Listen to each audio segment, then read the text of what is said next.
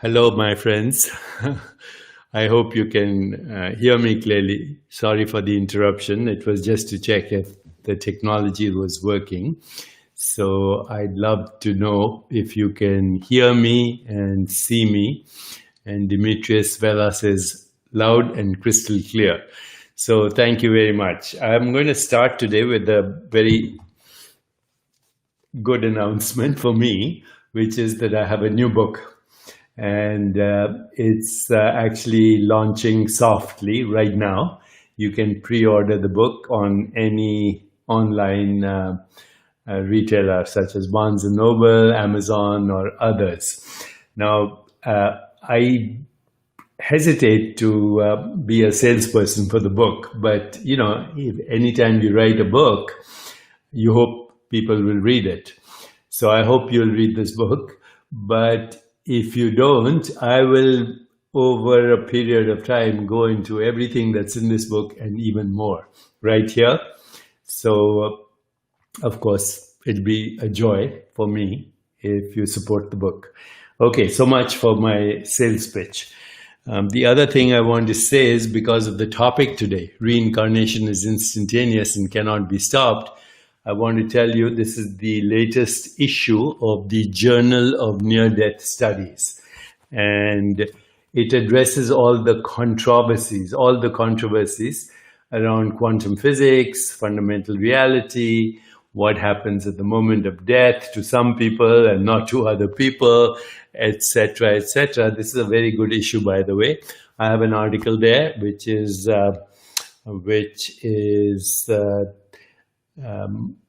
called Misuse or Breakthrough. Misuse or Breakthrough, Mind and the Quantum Model, a response to some critics. But there are articles that address both sides of the issue here as well. So those two simple announcements before I start. This and this. Let me start now. So reincarnation is instantaneous. Why do I say that? Well, just let me ask you what happened to the body that you had 10 years ago. It doesn't exist, right? The body that you have right now is not the body you had 10 years ago. In fact, in other lectures and talks, I've also said that the body is the place your memories call home for the time being. That in fact, your body and your mind and your emotions are changing ceaselessly, instantaneously. Every perceptual experience is a snapshot. Every thought is a once in eternal time thought, because the same thought can recycle, but it's not the same thought. It can reincarnate, but it's not the same thought. Every perception can look similar, but it's not the same perception. Every emotion that you experience can feel the same, but it's not the same. Every image you have in your consciousness can be repeated, but it's not the same. If I tell you just now, right this moment, imagine a rainbow or a sunset, then the picture that you see in consciousness is not the same that you saw last time. You construct it right now. So every experience is a fresh construction. We don't observe, we construct. And I've gone over this so many times that I don't want to be redundant. Every experience is a construction. Every observation is a construction. Every perception is a construction. Every thought, every feeling, every notion, every belief, every idea, every image is a construction. You construct experience in every ceaseless, timeless now. And in order to construct that experience, the old one has to disappear into what we call formlessness. So there's experience as form and phenomenon, and then between this experience and that experience, between this experience and this experience, between this experience and that experience, is formless, timeless being, you, that has no location in space-time. But this formless being is recycling experiences, okay? And it is also evolving as new experiences, like a staircase, like the double-stranded DNA, okay? It's recycling, evolving, recycling, evolving, recycling, evolving. And the evolution is a never-ending horizon, never ends. Okay, so, you know, Rumi somewhere has a poem. I was first a mineral, and then I was a plant, I was a microbe, I was an animal, I was a primate, I was a human. And when I die, I will soar with angels. When I die to the angels, what I shall become, you cannot imagine.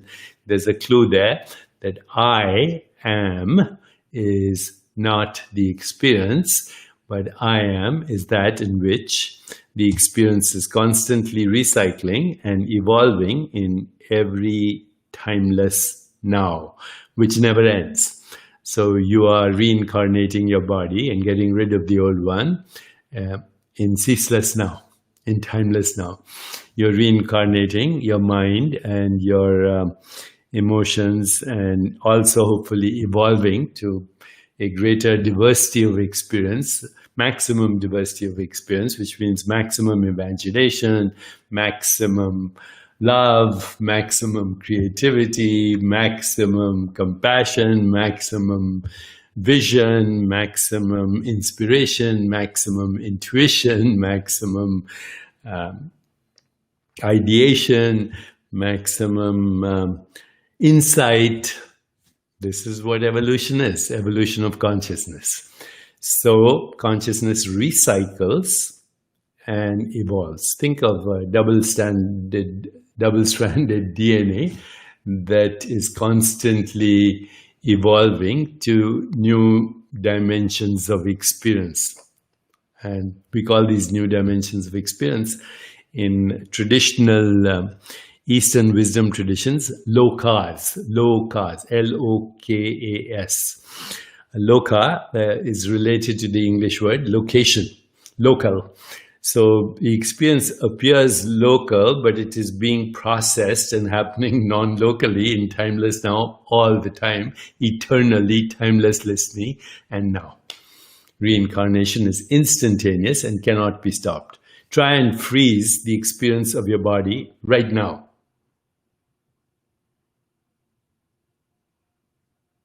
It looks frozen, but it's not. It's still recycling, evolving. Okay, even the snapshot is unreliable because the snapshot camouflages the understanding that even the snapshot is an evolving process. Okay, your body is not a noun, it's a verb, and it's a process in awareness. So the body-mind experience and the world that goes along with that experience is constantly recycling, reincarnating, and evolving to maximum expression of diversity, creativity, deeper understanding of identity.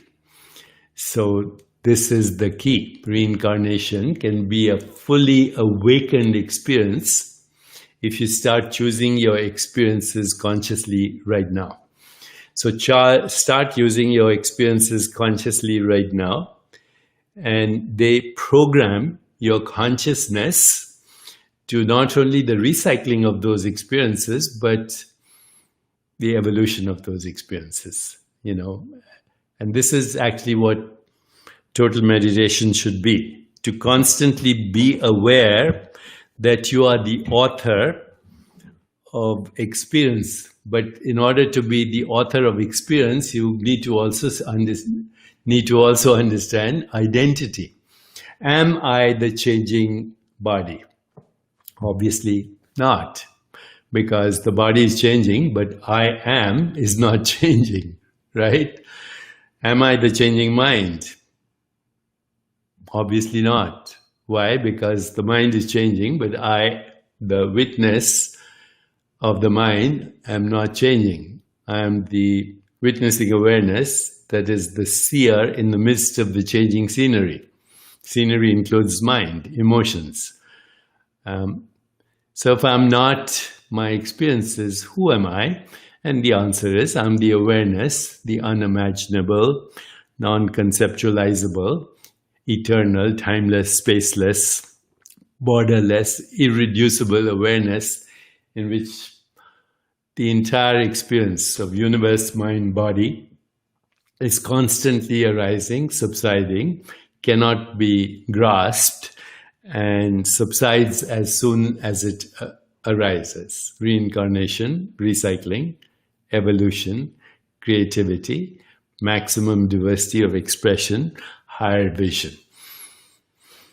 So, in the Eastern wisdom traditions, and by the way, I do have some of these meditations and more in this new book.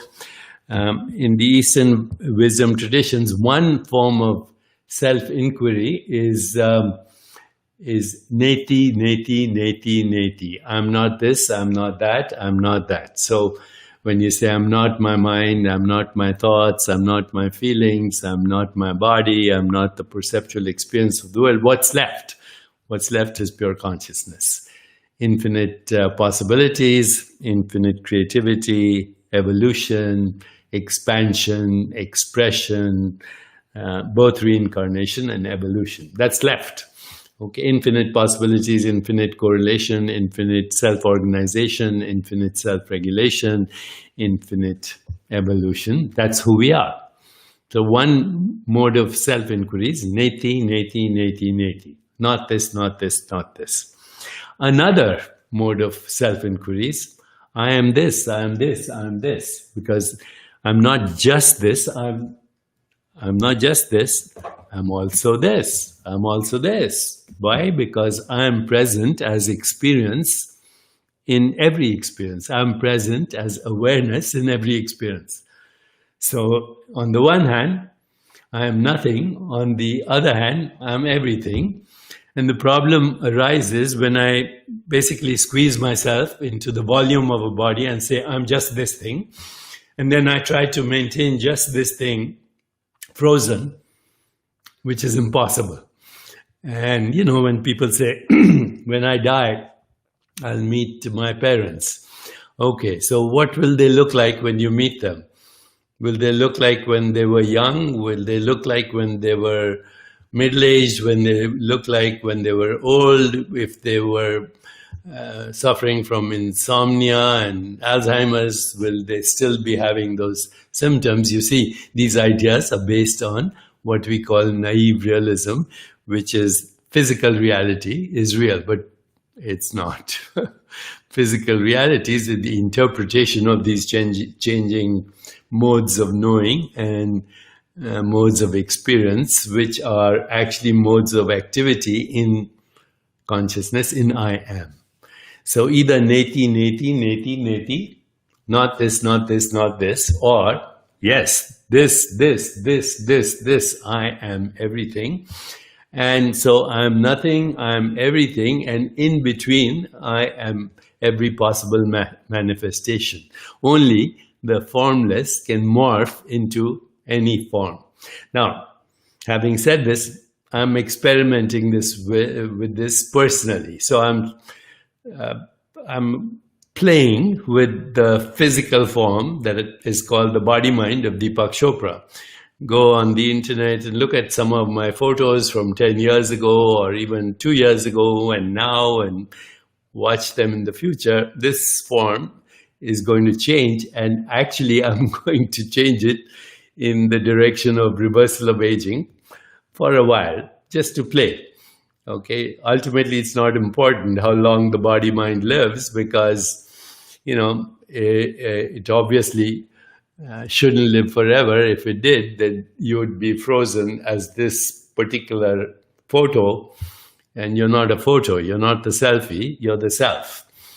Okay, so that's what my life is now dedicated to. self-realization, total meditation, understanding the dynamics of why death makes life possible, why death makes life possible, understanding the dynamics of creativity, understanding the dynamics of evolution of consciousness, understanding that we experience only memories, not things as they are, and not only that, we experience the interpretation of memories, which lead to imagination, which leads to new experiences, all part of the virtual reality experience that is called the play of the universe, Leela.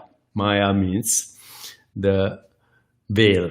The veil, Maya is a goddess. She puts on a veil, and that veil is the veil of ignorance, that we confuse ourselves with the body-mind experience, or even the subtle body-mind experience, and do not realize that we are the source of all existence, as the awareness of all existence.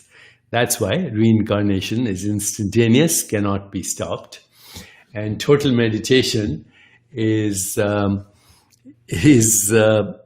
staying there and being there all the time. So once again, the book is available, and you can pre-order it right now, or you can be patient, and I will explore this with you for the rest of my life. Thank you, and have a wonderful day.